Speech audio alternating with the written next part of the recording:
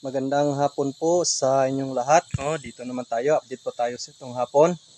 So, ang gagawin ko po sa hapon ito ay mag-spray po ako ng i-transplant namin na ampalaya. So, ang gamitin ko po spray ay ito po, Binevia. So, mabisa po to sa mga ating gulay. So, ito po yung aking gagamitin sa oras na to. No? So, hindi ko alam kung anong oras ko to matapos spray. So, ayan po. Medyo hapon na. Mga 5:30 na to. So, hindi ko alam kung anong oras matapos to. So, ayan po, no? Pero bago po tayo patuloy, no? Shout out muna tayo sa mga kasamahan ni Ronald Ustaga sa Land Bank, no? Kay Braille, no? Kay Galam, kay Angelo, kay Dokila, kay Buslao, no? Kasama to ni Nald sa Land Bank, no? At sa Land Bank Luwa, no? So shout out po sa inyong lahat, no? Subscribe po kayo sa aking channel, Kisong Farmers. So yun po, no? God bless sa inyong lahat dyan, no? Sa Land Bank kay Ronaldo Staga, no? So ayun po, no? At saka shoutoutin po kay Sir Jimuel Arpa. Shoutoutin po kay Singsing Ostaga. Shoutoutin po kay Siron James Ostaga. Shoutoutin po kay Jiri Kagatan. Shoutoutin po kay Paring Edito. So, yun po. Ito na po yung aming transplant nung Monday. So, Tuesday, Wednesday ngayon. So, ito po yung aming transplant. So, ito po yung aking sprayhan. Pangontra po sa mga ano po. So, ito na po siya. Kanina to nag-ano yung dahon sa sobrang init pero nagdilig lang po kami pero bumangon. So ito po yung aking sprayhan.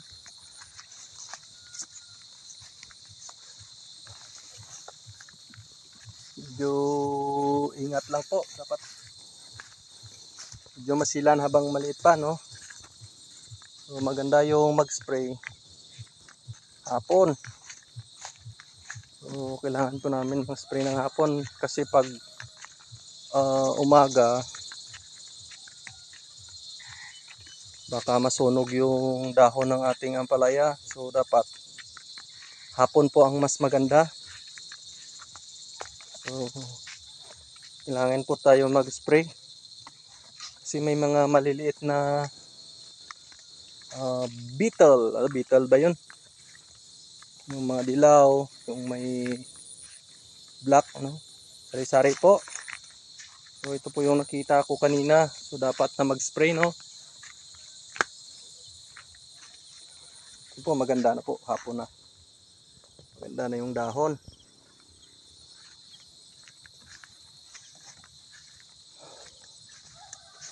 So yan po, no, makikita po natin na dapat tutok talaga, no? Lalo na sa mga baguhan. Maganda talaga yung daan mo natin sa seedling tree, no? Magpatubo muna tayo bago i-transplant. At saka medyo malaki-laki na. Kasi pag dinirect po natin dito sa seedbed natin, daming mga naninira. Maganda po pag medyo malaki na.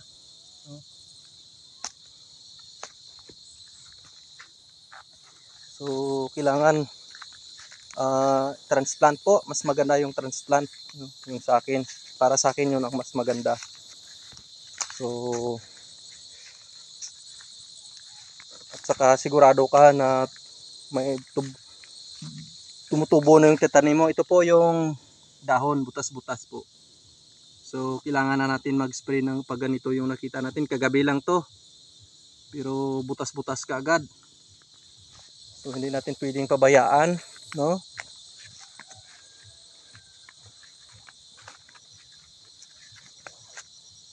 Yun po, no? So, kailangan spray ka agad. Pag may mga butas na yung dahon.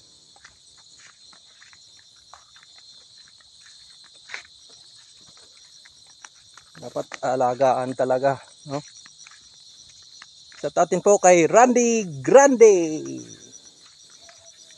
Sa pinakapogi ko minsan. Shout outin po kay Rowie Lorca. Diyan sa Buntok. Magandang hapon, guys. So, ito po, no? Makikita po natin. Ito po yung aming tinaniman, no?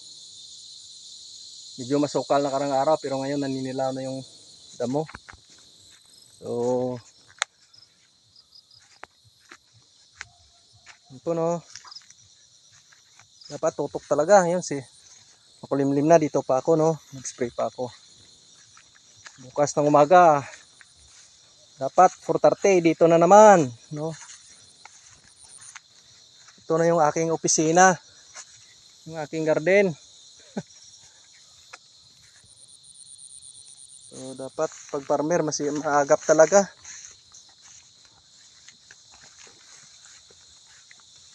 Ito, no?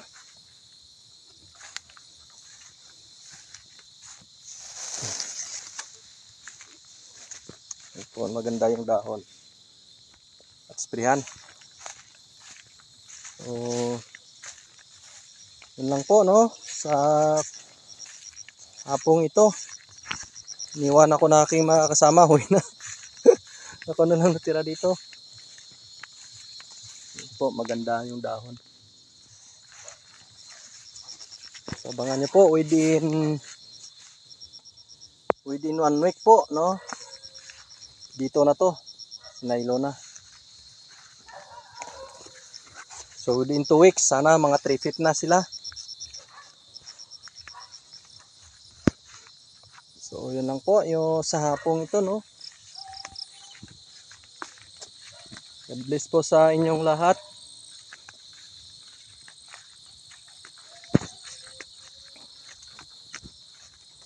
Yan po yung butas-butas yung dahon. Dapat spray ka agad pag ganito. Pag hindi na sprayhan, babalik-balikan po nila, no? Kasi wala na silang makain dito na fresh na dahon. Kasi ito yung tuyo na. Hindi nakakain yung dito, yung mga insekto sa damo. Kasi natutuyo na. So dito sila sa ating ampalaya. So dapat tutok talaga, no? Kailangan talagang tutok. Tukan talaga. Yun po, no? Lahat po, no? Huwag niyong kalimutang i-subscribe po ang Pisong Farmers, no? Sundan niyo po. Lalong-lalo na po sa mga baguhan. Sigurado may mapupulot po kayo dito na aral. Pa-apply niyo po sa inyong ampalaya. So ngayon po yung aking ampalaya na to ay 3 lata to na bali 300 grams to. Pero hindi ko pa sigurado kung ilang puno to lahat. Bibilangin ko pa sa sunod na mga araw. Yung talagang buhay, no? Kasi wala pang siguro to kung, no? So update ko lang po kayo, no? Sundan niyo po. So ito po yung aking tinanim nung Monday ay Tuesday, Wednesday ngayon. Nung Monday 10 araw to, no? Mula nang nilagay ko sa seedling tree. So within 10 days, yan po ang lalaki na. So Bilang tayo ngayon, bali ano ngayon? Pangatlong araw yung iba. Pangalawang araw yung iba. So doon lang tayo sa unang araw magbilang. Bali 3 araw na to sila. So, medyo maganda-ganda na po. Ayan po. So, yun lang po. God bless po sa inyong lahat.